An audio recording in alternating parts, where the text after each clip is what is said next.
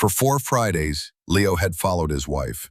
He had shadowed her steps through the city, a ghost in his own life, watching as she disappeared into the same elegant, inscrutable brownstone on the Upper East Side.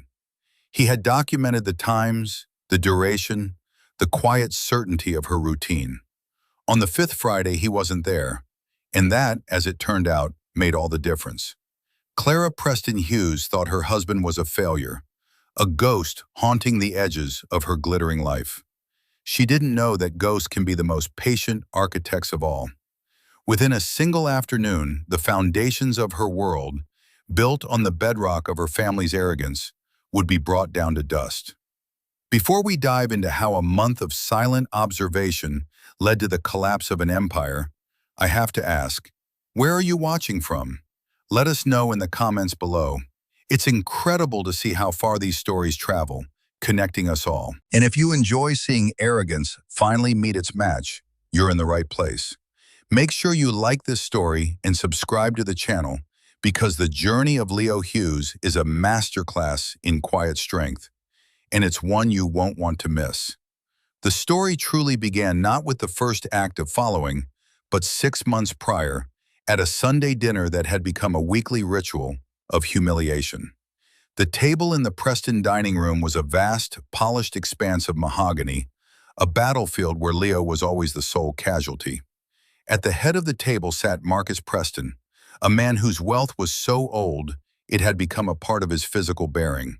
He didn't simply own things, he presided over them, and that included his daughter Clara, and by extension, her husband, Leo. Another week of, what is it you call it, Leo? Consulting? Marcus began, the word consulting laced with a particular venom, as if it were a euphemism for idleness. He sliced into his filet mignon with surgical precision. Leo met his father-in-law's gaze. He had perfected a kind of serene neutrality, a calm that the Prestons mistook for weakness, for defeat.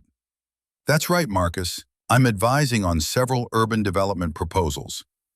Advising, Marcus echoed, chewing thoughtfully.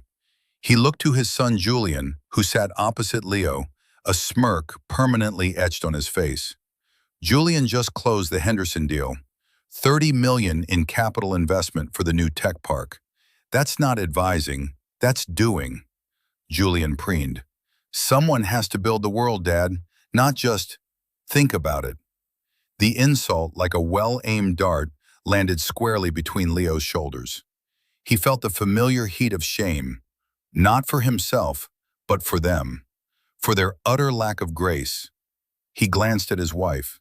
Clara was meticulously studying her wineglass, tracing the rim with a perfectly manicured finger, her brow furrowed in concentration, as if the secrets of the universe were hidden in the crystal. She was a portrait of deliberate disengagement. This was her signature move, the silent retreat. She would not defend him. She never did. To defend him would be to align herself with his perceived failure, to tarnish the Preston brand she wore so proudly. Her mother, Eleanor, a woman who looked as if she'd been carved from ivory and disapproval, added her own delicate touch. Clara, darling, you must be so patient. It's a testament to your character, really, standing by a man during his transitional period. Transitional period was their term for the last 2 years, ever since Leo had closed his small, promising architectural firm. They told the story to their friends with a theatrical sigh. A brilliant mind, they'd say, but no head for business. The market was just too competitive, a noble failure. The narrative suited them. It allowed them to be magnanimous, to offer Leo and Clara the guest house on their sprawling estate, a gilded cage where Leo's failure could be managed, contained, and observed. Leo placed his fork down gently. He didn't raise his voice. He never did. My firm was solvent when I closed it, Eleanor. It was a personal choice to pursue a different path. Of course, dear, she said, her smile not reaching her eyes. A choice. The word hung in the air, thick with their disbelief. In their world, no one chose to step away from a visible, status-conferring career, unless they were forced to. Success was a ladder, and one only ever looked up. To step off was an admission of defeat. Later that night, in the sterile perfection of the guest house, the silence between Leo and Clara was a chasm. He watched her as she went through her nightly routine, applying expensive creams and serums, a ritual of self-preservation. "You could have said something," Leo said, his voice quiet but firm. Clara sighed, not turning from the mirror. "What would you have me say, Leo? That they're wrong?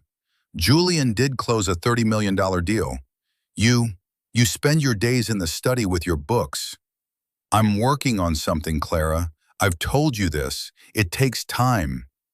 "Time is a luxury, Leo," she said, finally turning to face him. Her face, usually so composed, was tight with a frustration she rarely let show.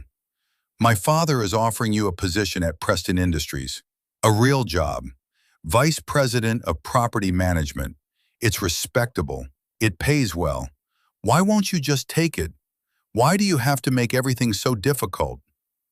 There it was, the fundamental disconnect. He saw a lifeline made of chains, a surrender. She saw a solution, a way to smooth over the embarrassing wrinkle he had become in her perfect life. "Because it's not me, Clara," he said simply, "and because your father doesn't want to help me, he wants to own me." She scoffed, a short, bitter sound. "Oh, don't be so dramatic. He's trying to help us." "Is he?" Leo asked, the question hanging between them, unanswered. He walked over to the large window that overlooked the main house, a palace of light and glass. He saw Marcus moving in the lit library, a king surveying his kingdom. Or is he trying to tidy up a loose end? Clara didn't answer. She climbed into bed, turning her back to him, a clear dismissal. The conversation was over. Leo remained at the window, the reflection of his own face superimposed over the distant, powerful figure of his father-in-law. They saw a man in transition, a failure, a project to be managed. They had no idea that he was, in fact, an architect, and he was merely in the design phase of his greatest project yet. He was laying a foundation they couldn't see, for a structure they couldn't possibly imagine. The humiliation was just the excavation. The real work was about to begin. The catalyst arrived on a Tuesday, delivered in a cream-colored envelope with the embossed logo of a law firm Leo didn't recognize. It was addressed to Clara. He'd found it on the hall table, tucked beneath a copy of a glossy magazine. Curiosity, a feeling he hadn't allowed himself in a long time, pricked at him. He left it untouched, but its presence was a dissonant note in the carefully composed symphony of their lives. That evening he watched as Clara opened it. He was in his armchair, pretending to read a book on structural engineering.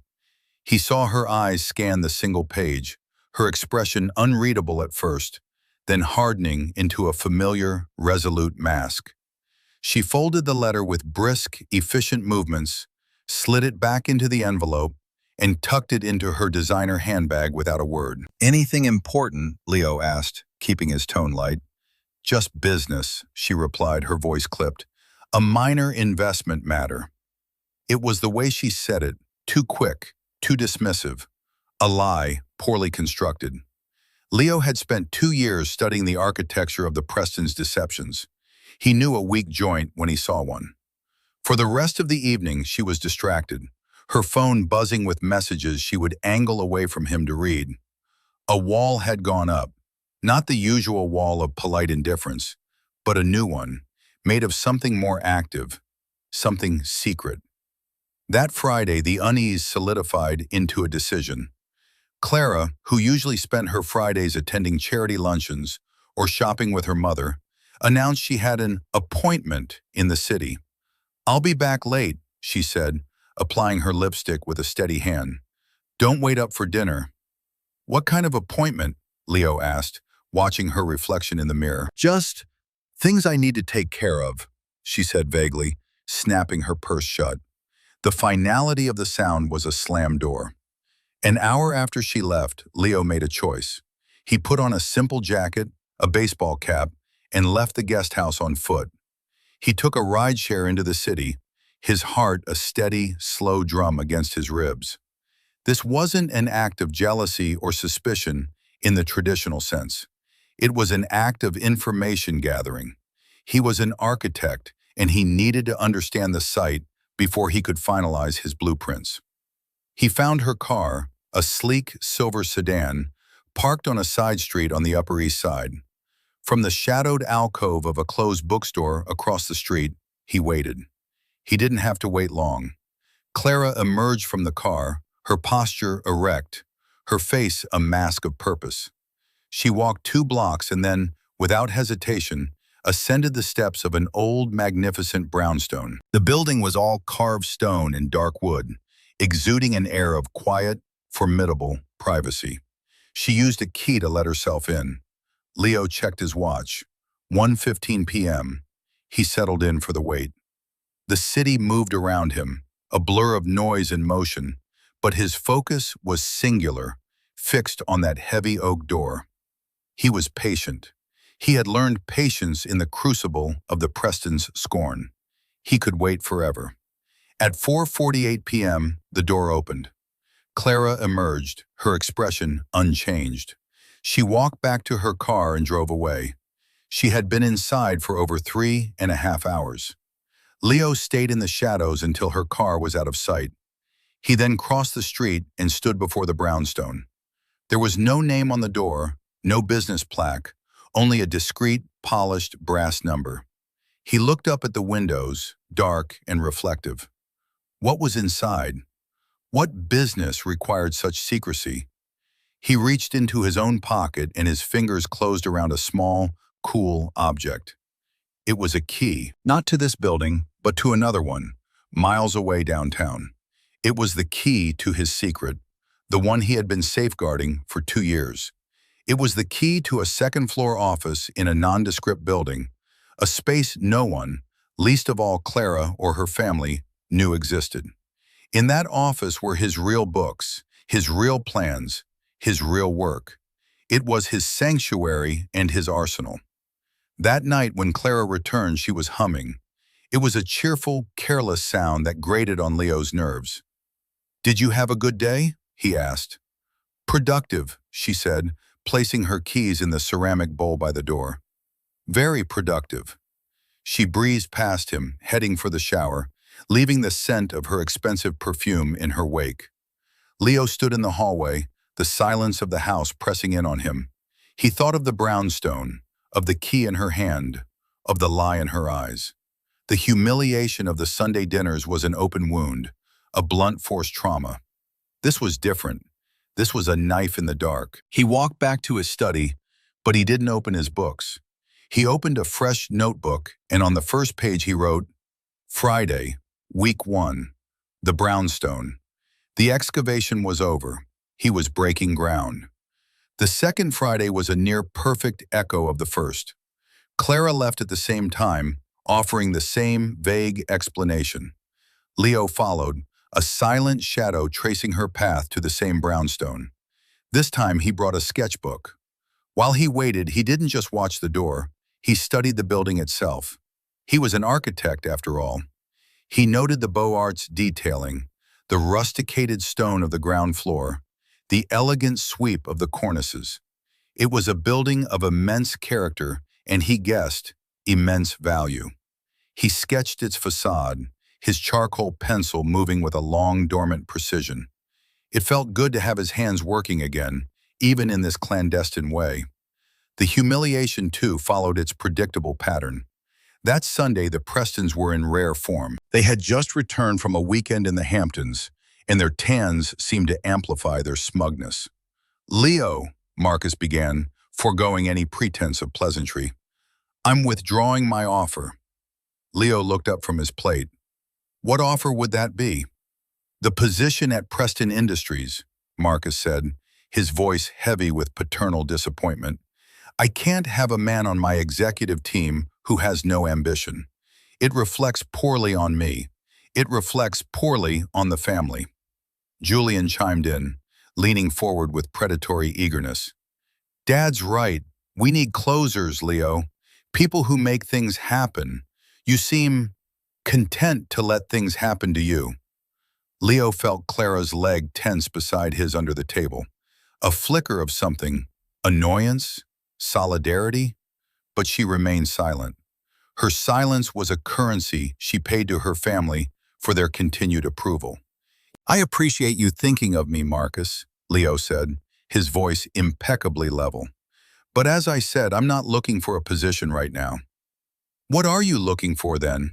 Eleanor asked, her voice dripping with false concern. You can't possibly be happy like this, living off our generosity, with no purpose. The phrase, living off our generosity, was the masterstroke. It was designed to emasculate, to reduce him to a dependent, a child. Leo took a slow sip of water, the liquid cool against his throat. He held their gazes, one by one. Marcus, radiating arrogant power. Julian, a pale imitation of his father. Eleanor, the velvet-gloved enforcer. And finally Clara, his wife, who was now staring at a point on the wall just over his shoulder. My purpose, Leo said slowly, is my own, and I am quite content with it. His calm was their battlefield. They launched their volleys of scorn and condescension, and he simply absorbed them, offering no target, no satisfying explosion of anger or hurt. They couldn't understand it, and it infuriated them. They saw a man with no pride. They couldn't comprehend a man whose pride was so deep, so internal, that their petty insults couldn't reach it. Later that week, Leo spent 2 full days in his secret office downtown. The space was the complete antithesis of the Prestons' opulent world. It was sparse, functional, and flooded with natural light. The walls were covered not with expensive art, but with blueprints, financial projections, and market analyses. This was the headquarters of his transitional period. For the past 2 years since closing his public-facing firm, Leo had been engaged in a different kind of architecture. He hadn't been designing buildings. He had been designing a system. Using the capital from his old firm and a significant inheritance his parents had left him, a fact he had never disclosed to the Prestons, who assumed his family was as modest as he appeared. He had been quietly, strategically, investing in undervalued commercial properties in emerging neighborhoods. He wasn't just advising on urban development, he was driving it from the shadows. He bought old warehouses, forgotten storefronts, and neglected office blocks, seeing the potential that others, blinded by the glamour of established districts, had missed. He was building an empire, brick by silent brick, far from the gleaming towers of Preston Industries. His partner in this venture, a savvy and ruthless financial analyst named David Chen, was the only other person who knew the full extent of Leo's operations. The portfolio is up another 12% this quarter, David said during their meeting, pointing to a complex spreadsheet on a large monitor. The zoning changes in the warehouse district came through, just like you predicted. Those properties you bought for pennies are now worth a fortune. Leo nodded, studying the data. It's time to move to phase 2. Already? David raised an eyebrow. I thought we were going to sit on them for another year. The timeline has moved up, Leo said, his thoughts turning to Clara and the brownstone. I need to liquidate 2 of the smaller holdings, and I need you to do a deep dive on a specific property. He wrote the address of the Upper East Side brownstone on a notepad and slid it across the table. I want to know everything. Ownership history, current title holder, any liens, any recent permit applications. Everything. David glanced at the address. Pricey neighborhood. Personal matter? You could say that, Leo said, his expression unreadable. Just get me the data. The 3rd Friday came. Clara left. Leo followed. The routine was now a strange, intimate dance. He watched her enter the brownstone, the key in her hand a small glint of brass. He settled into his spot, this time with a thermos of coffee and a book on contract law. He was no longer just an observer. He was a strategist preparing for a complex negotiation. At 4:52 p.m., she emerged. The timing was remarkably consistent. As he watched her walk away, a cold certainty settled in his gut. This wasn't a lover's tryst. The regularity, the lengthy duration, the lack of any visible emotional toll, it all pointed to something else, something methodical, something financial. The letter from the law firm, her secrecy, the location in a bastion of old money, the pieces were beginning to form a picture. That night, he didn't confront Clara. He let the silence in the house do the work for him. He saw the way she watched him when she thought he wasn't looking, a new uncertainty in her eyes. His quiet persistence was beginning to feel less like weakness and more like something she couldn't quite decipher, a hidden variable in an equation she thought she had solved. He was becoming his own inscrutable brownstone, and he could tell she was starting to wonder what was happening inside. The balance of power had not yet shifted, but he had placed his finger on the scale. The fourth Friday arrived under a sky the color of slate. A chill wind swept through the city streets, carrying the first real bite of autumn. When Clara left, she was wrapped in a cashmere coat, her face set with a determination that seemed to defy the dreary weather. Leo followed, the collar of his own jacket turned up against the cold. The rhythm of their strange pilgrimage was now deeply ingrained, a silent weekly ritual. He watched her disappear into the brownstone, the heavy door closing with a soft, definitive click. He took his usual position across the street, but today something felt different. The tension that had been building for a month had sharpened to a fine point. He received a text message from David Chen. It contained a single line: "Report is ready. I've emailed it." Leo opened the encrypted file on his phone. The report was exhaustive, a testament to David's thoroughness. Title searches, corporate ownership records, tax assessments, permit histories. He scrolled through the pages, his eyes scanning the dense legal and financial data. And then he found it. The name of the holding company that owned the brownstone: Preston Heritage LLC. The principal signatories were Marcus Preston and Julian Preston. But it was the next document that made the air freeze in his lungs. It was a copy of a notarized agreement dated 3 weeks prior, just after Clara had received that mysterious letter. It was a transfer of assets. Clara was systematically moving all of her personal holdings, stocks, bonds, even her share of a trust fund Eleanor had set up for her, into a new, separate account under her maiden name. The agreement stipulated that these assets were to be considered her sole and separate property, explicitly shielded from any marital claims. The final page contained the signature of the lawyer who had drafted it. The law firm's name matched the one on the envelope he had seen. He scrolled further, his thumb moving numbly over the screen. The report included projections. Preston Industries had been over-leveraged for years, using its blue-chip reputation to secure risky loans for speculative ventures that had failed to pay off. They were bleeding capital. Marcus and Julian were using the company's assets to pay off personal debts, a desperate, illegal shell game.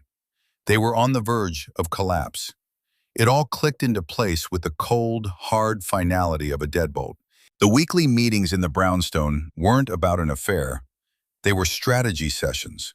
Marcus and Julian were coaching Clara on how to financially disentangle herself from her husband before the company and the family went bankrupt. They were preparing to cut him loose.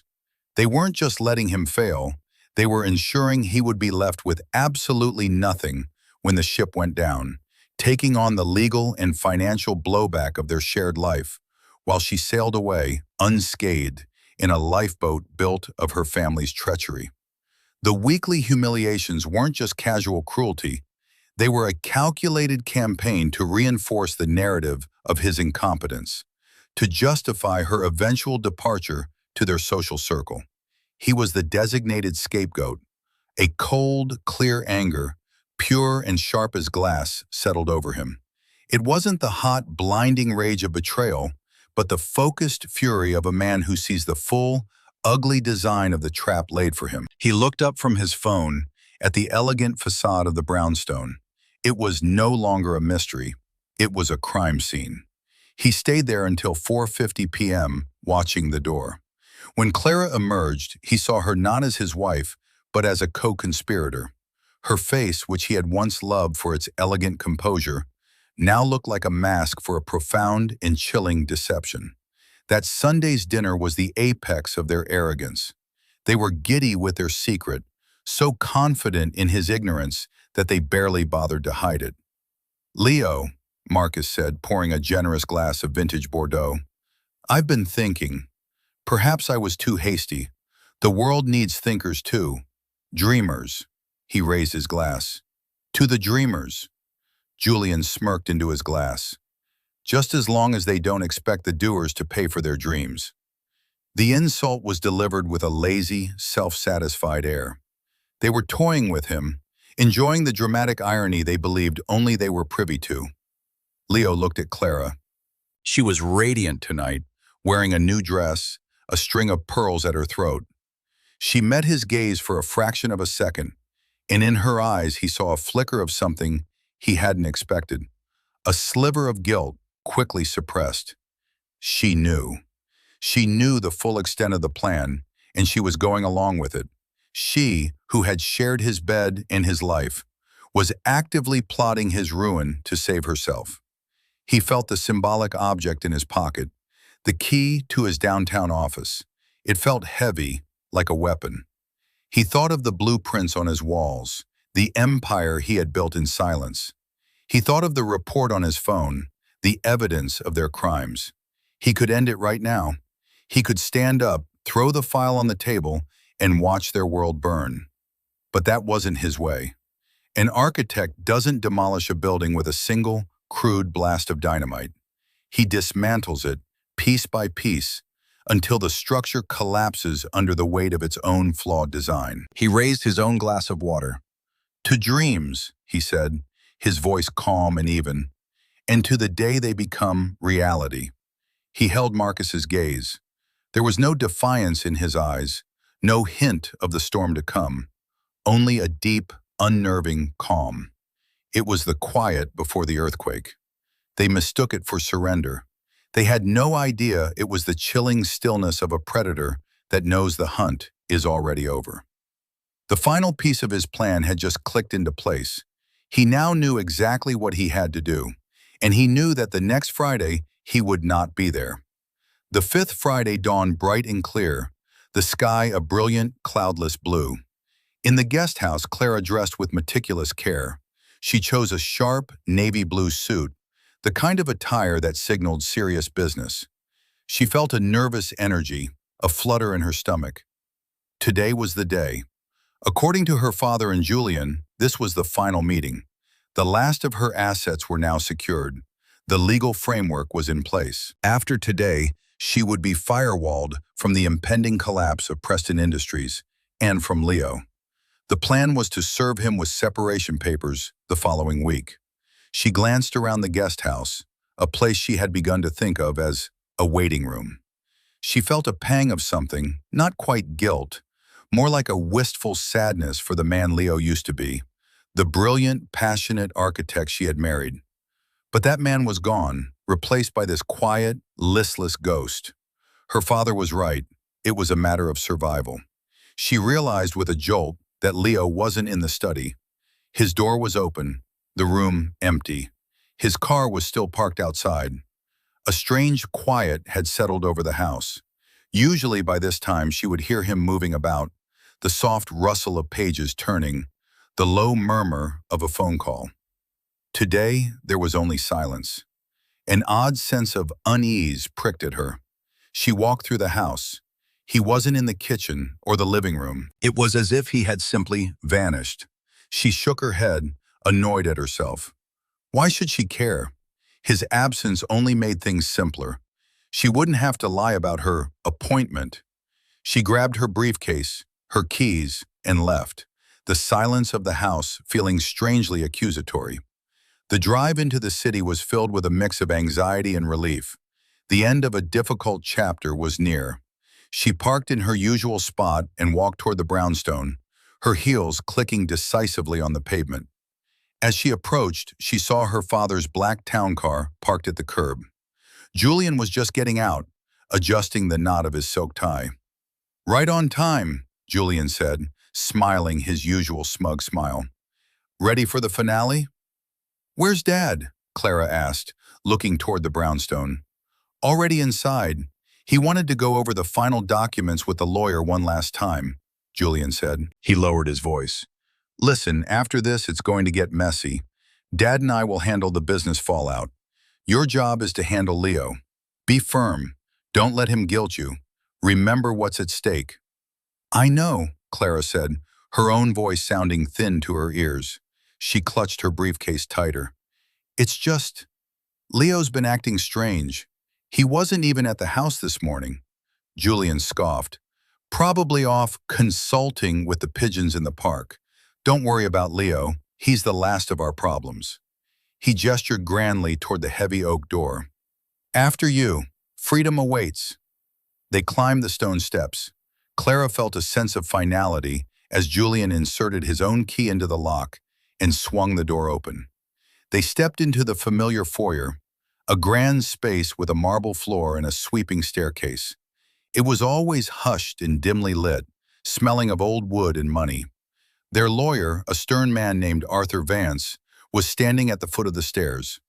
But he wasn't alone. Her father Marcus was there, but he wasn't his usual commanding self.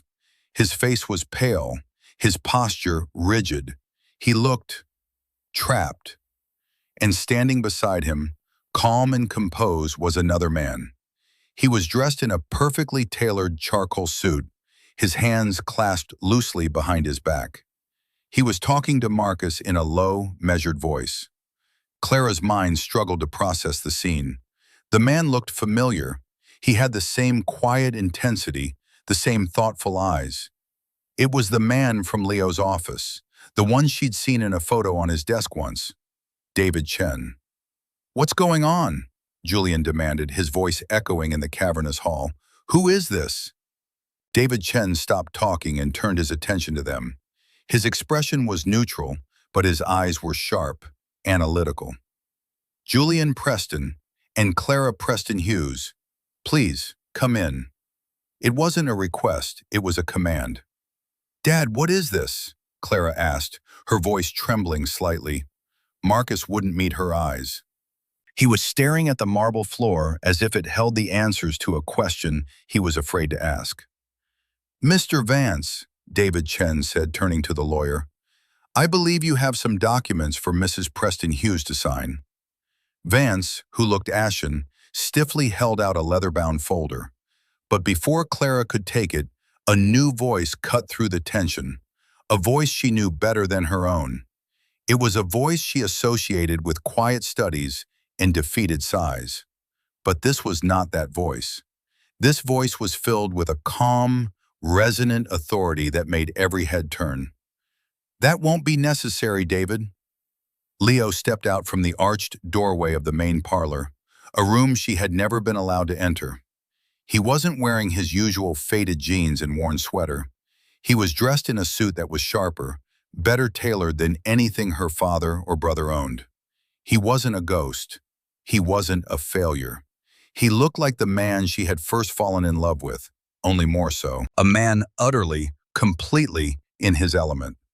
He stopped beside David Chen and looked at his wife, his father-in-law, his brother-in-law. He looked at their stunned, uncomprehending faces. "Leo?" Clara whispered, the name a question, an accusation, a plea. He gave a small, sad smile. "Hello, Clara. Welcome to my office." The silence that followed was absolute. It was the sound of a world tilting on its axis. Clara stared at Leo, her mind refusing to connect the man in the faded sweater with this figure of quiet power.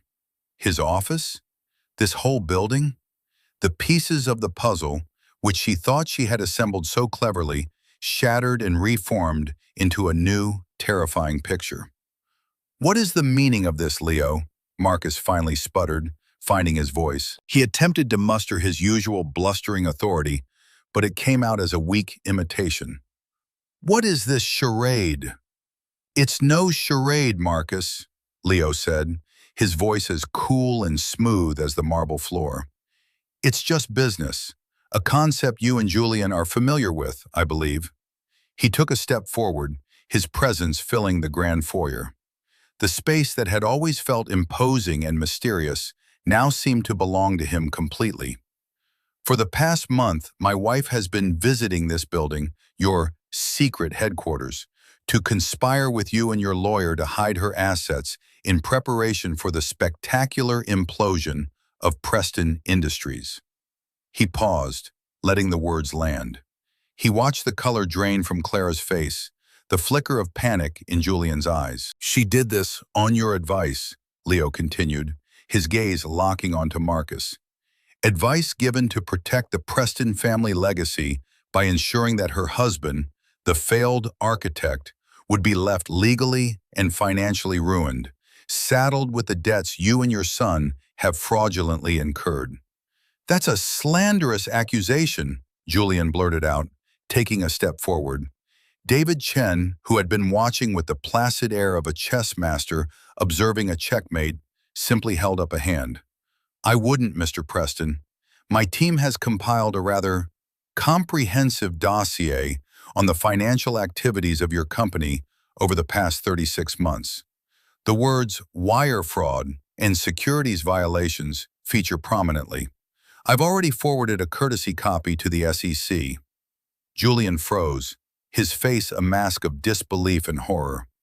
Leo's attention returned to Clara. Her briefcase had slipped from her numb fingers, clattering onto the floor. The sound was unnaturally loud in the silence. You must be wondering how I know all this, Leo said, his tone softening slightly, though the steel remained underneath. And you must be wondering what this place is. He gestured to the grand staircase, to the polished wood and ornate carvings. 2 years ago, I bought this building. It had been neglected for decades, a forgotten gem. I've spent the last 2 years restoring it, personally overseeing every detail of the architecture and design. This isn't just an office, Clara. It's the new headquarters of the Phoenix Development Group. He let the name hang in the air. It meant nothing to them. It was not a name whispered in their country clubs or cited in their society pages. Phoenix Development, Leo explained patiently, as if to a child, is the company I founded after I closed my old firm. We specialize in urban revitalization. We buy undervalued and overlooked properties and transform them. As of this morning, our portfolio is valued at just over $900 million. The number was so large, so absurdly out of context with the man they thought they knew, that it didn't seem real. Marcus stared, his mouth slightly agape. Julian looked as if he'd been physically struck. But how? Clara finally managed to whisper. The money. You had nothing. You assumed I had nothing, Leo corrected her gently. You and your family judge worth by what is displayed. My parents left me a significant inheritance. I never displayed it. I invested it. While you were all laughing at my transitional period, I was building. Quietly, methodically. He walked over to where she stood, frozen. He bent down and picked up her briefcase, holding it out to her. His eyes were not angry. They were filled with a profound, weary sadness. These Friday meetings, he said, his voice now low, for her alone. I knew about them from the beginning. I followed you, Clara, every Friday. I watched you walk in here, into my building, with a key given to you by your father to plot my ruin. The entire time, you were a guest in my house. The dramatic irony of it all crashed down on Clara with the force of a physical blow. The humiliation she and her family had so delighted in inflicting on him was nothing compared to the monumental, crushing humiliation of this moment. They hadn't been playing chess. They had been toddlers, knocking over plastic toys, while he played a grandmaster's game on a board they hadn't even known existed. So you see, Leo said, straightening up and addressing the room once more, his voice regaining its authority. The documents Mr. Vance has prepared are irrelevant. Your attempts to hide Clara's assets are quaint, because according to the prenuptial agreement that your own high-priced lawyer, Marcus, drafted when we got married, the one designed to protect Clara's family money from me. Any assets acquired during the marriage are considered joint property, and my company, Phoenix Development, was founded and built entirely during our marriage. He let that final, devastating piece of information settle. The trap they had so carefully laid for him had been sprung, but the jaws had snapped shut on them. By trying to shield her modest assets, they had inadvertently given him a claim to half of his $900 million empire, an empire they had just handed over to her. "The papers you need to be concerned with," Leo said, as David Chen stepped forward and handed a new folder to a stunned Arthur Vance, "are these. They are divorce proceedings and a settlement offer, a very, very generous one, more than you deserve. But unlike you, I find no joy in the destruction of others." He looked at Clara, at the wreckage of her face. "It's over," he said softly, and in the grand, silent foyer of the building he had rebuilt, the Preston family finally, utterly, collapsed. The immediate aftermath was a symphony of chaos and denial. Marcus, his face purple with rage, was the first to break. "This is a trick, a fantasy. You think you can walk in here and invent a $900 million company? We will bury you in litigation. We will ruin you." Leo didn't even look at him. He directed his response to David Chen. "David, would you mind showing Mr. Preston the asset statements and the confirmation letter from the Blackstone Group regarding the pending acquisition of our downtown warehouse portfolio? I believe the offer was for $200 million, a nice round number." David produced a tablet and with a few swift taps displayed a series of documents. Each one was a nail in the coffin of Marcus's disbelief. Bank statements from private wealth funds, deeds to dozens of commercial properties, and finally, the official letter of intent from one of the largest investment firms in the world. The numbers were real. The empire was real. Marcus stared at the screen, his blustering rage deflating like a punctured balloon, replaced by a gray, slack-jawed horror. He finally understood. This wasn't a fight he could win. He had brought a knife to a nuclear war he hadn't known was being waged. Julian, ever the opportunist, changed tactics. His aggression dissolved into a desperate, fawning sycophancy. "Leo, my God, this is incredible. Truly. I mean, we had no idea. We were just trying to protect Clara. You know how Dad gets. It was his idea, all of it. We were worried about you, about the pressure. If you had known I was wealthy, you would have treated me differently," Leo finished for him, his voice laced with a cold disgust. "Yes, Julian, that is precisely the point. Your respect is conditional. It's a commodity you trade for status and advantage. It has no actual value." He then turned his full attention to Clara. She was still standing in the same spot, the briefcase hanging limply from her hand. Tears were streaming down her face, silent and uncontrolled. Her meticulously constructed world had been demolished in a matter of minutes. "Leo, please," she whispered. I didn't. I was scared." "Scared of what, Clara?" he asked, his voice devoid of the warmth it once held. "Scared of being married to a man without the Preston name? Scared of living in a normal house instead of a gilded cage? Or just scared of not being able to afford your cashmere coats and weekend trips to the Hamptons?" Each question was a precise, surgical cut. He was laying out the list of her grievances against him, which were in reality a catalog of her own shallow fears. "It wasn't like that," she pleaded, her voice breaking. "They told me the business was failing. They said we would lose everything. They said you wouldn't be able to handle it. They said I was weak," Leo stated, not as a question, but as a fact. "And you believed them. You've been living with me for years, Clara. You saw me working in that study day and night. You saw the books, the calls, the endless hours. Did you ever once, in all that time, stop and ask me what I was building? Did you ever once show an ounce of faith in the man you married?" Her silence was his answer.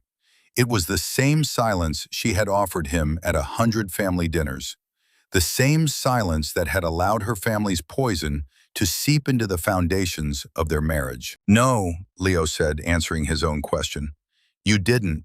It was easier to believe their story. It was easier to see me as a failure than to question the world you came from." He motioned to the folder in the lawyer's hand. "The settlement offer is more than generous. It will leave you a very wealthy woman. You won't have to worry about your lifestyle. That, I know, is very important to you." The subtle insult was devastating in its accuracy. "It is, however, conditional.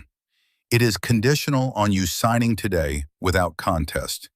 It is also conditional on your family making a quiet, orderly exit from Preston Industries and cooperating fully with the bankruptcy trustees.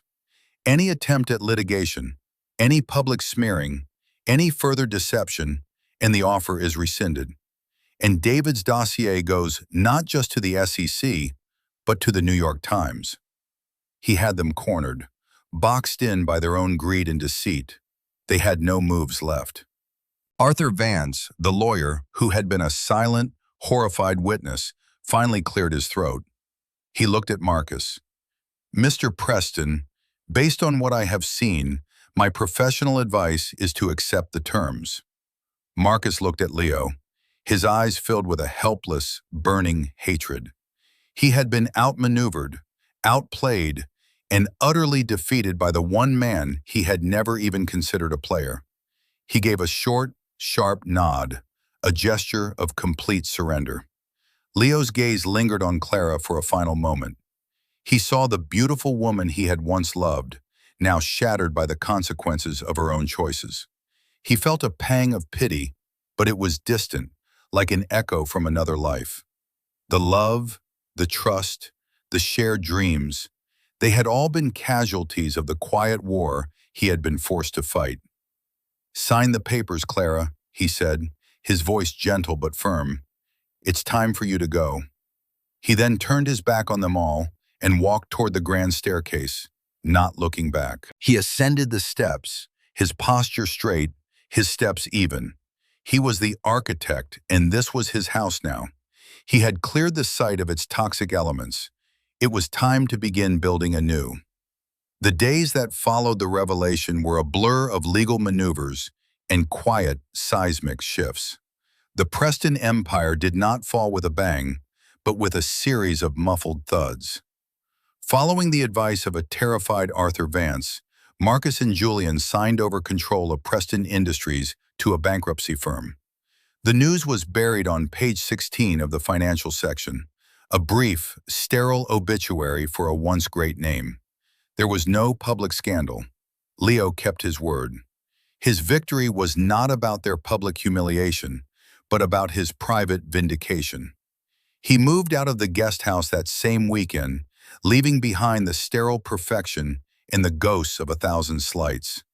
He took only his personal belongings, his books, and the contents of his study. When he left, he placed the key to the guest house on the polished mahogany table of the Preston dining room, the silent battlefield where he had endured so much.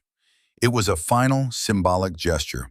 He was returning a key to a prison he had now escaped. Clara, left alone in the echoing silence of the estate, was forced to navigate the wreckage. The settlement Leo had offered was, as promised, incredibly generous. Overnight, she became wealthier than she had ever been under her father's thumb. But the money felt like ash in her hands. It was the price of her own betrayal. Her father and brother were broken men. Marcus, stripped of his company and his power, seemed to shrink. He spent his days in his library, not as a king surveying his kingdom, but as a ghost haunting a mausoleum. His arrogance, which had been the engine of his entire being, had been replaced by a brittle, simmering resentment. He refused to speak Leo's name. Julian, more adaptable and less proud, tried to find a new footing.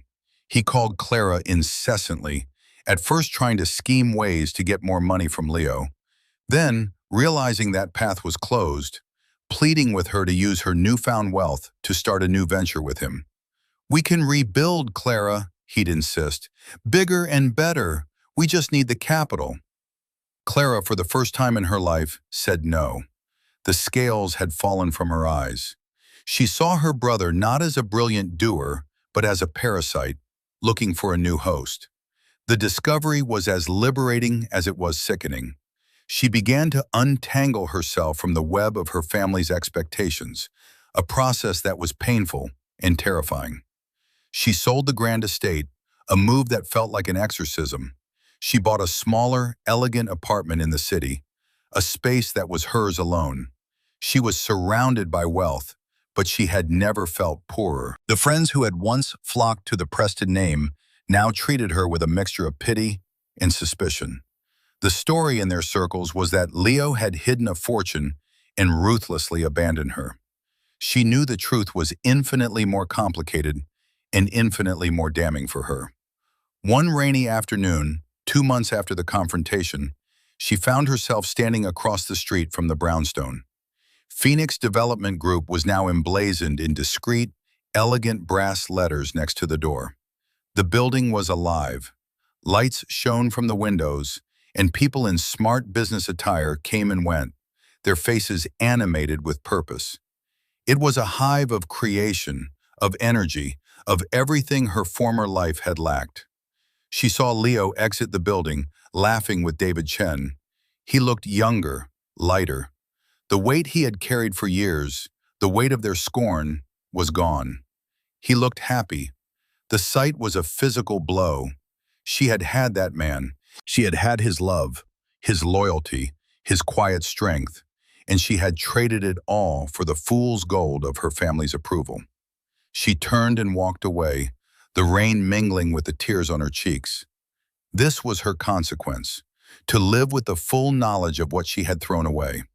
She was the silent enabler who had found her voice too late, only to discover there was no one left to speak to.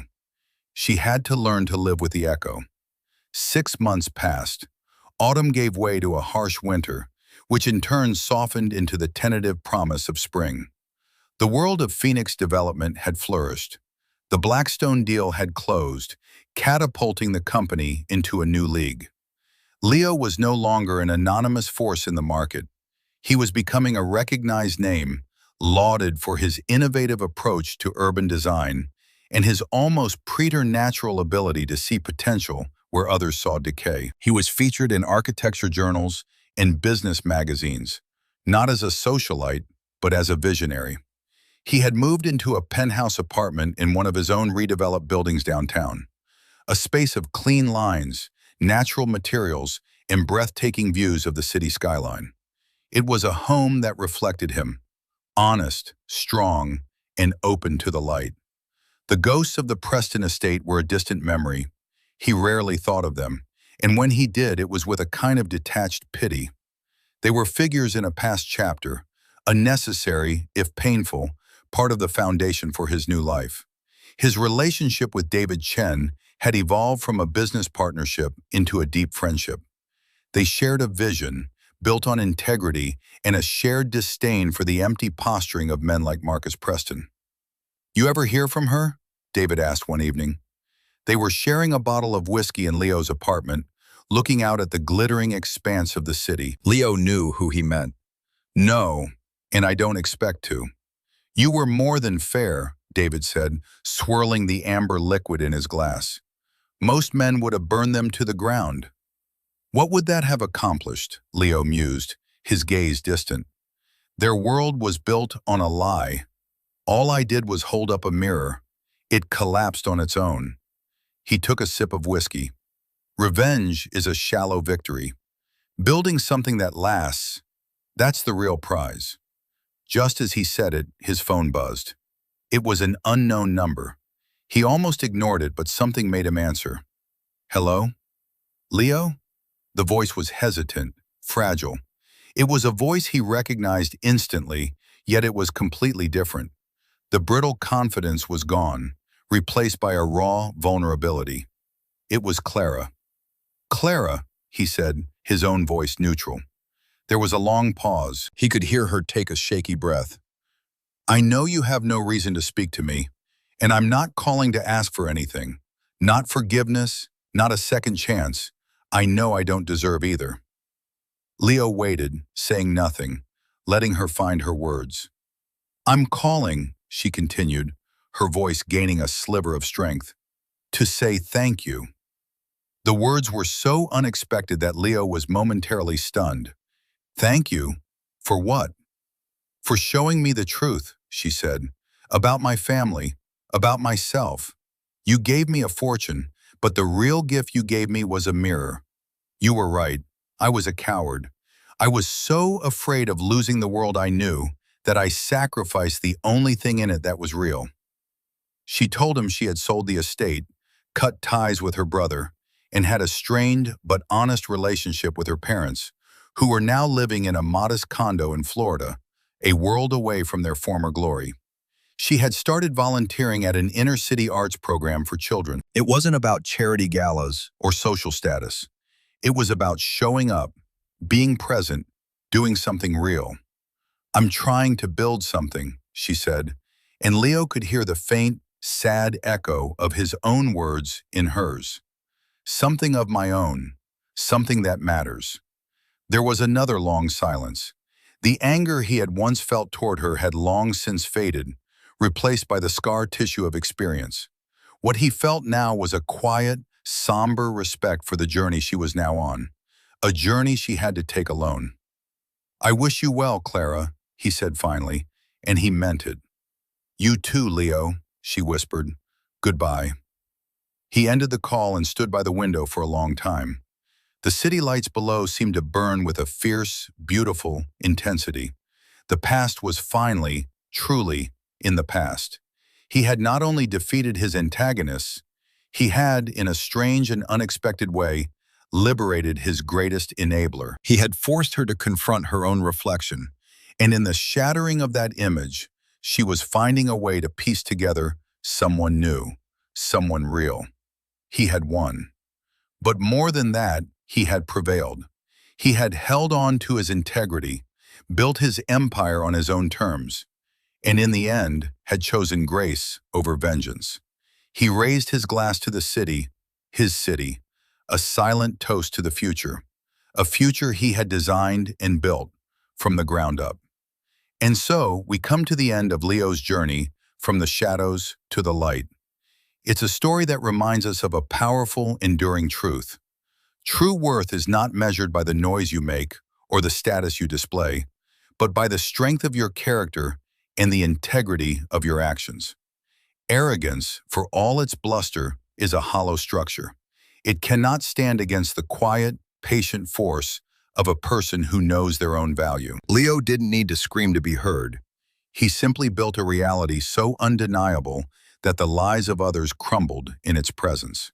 He endured humiliation with dignity, not because he was weak, but because he was strong enough to know that their opinions were irrelevant to his ultimate purpose. He played the long game, trusting in his own vision when no one else would. In the end, he didn't just seek revenge, he sought justice. And in doing so, he maintained his own moral high ground, which is the most satisfying victory of all. The downfall of the Prestons wasn't his primary goal. It was simply the inevitable consequence of their own choices colliding with his unshakable integrity. What do you think is the most important lesson from this story? Is it the power of patience, the importance of integrity, or the simple satisfaction of seeing arrogance get its comeuppance? Let me know your thoughts in the comments below. Your insights are what make this community so special. Thank you for joining us for this story. If you found yourself rooting for Leo and believe in the power of quiet strength, please give this story a like and subscribe to the channel for more tales of vindication and justice. Until next time, remember to be the architect of your own life and to build with materials that will last.